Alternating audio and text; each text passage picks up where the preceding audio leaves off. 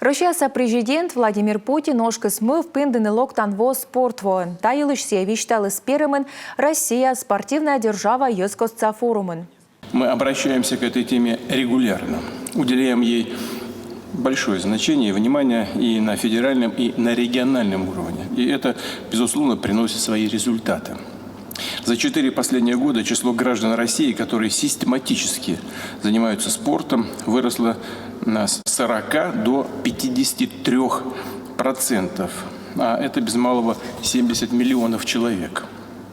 Такие показатели внушают уверенность, что поставленные цели будут достигнуты. И в 2024 году спорт станет нормой жизни, хорошей традицией для 55% граждан России, а к 2030-му, как мы и ставили перед собой задачу, для 70%. Ну что, президент Шуйс Дизерден спортивный парад яснодны Бурмов. А шуащий старший мывмас Йоскоса бокс федерации анвечкадлыш Умар Кремлев. Воджин Владимир Путин чок тыскысканы спорта кык шурскована двоч Россиян 60% лущес. Сычерте спортлы страна инколу юкны тор яда уджит пай.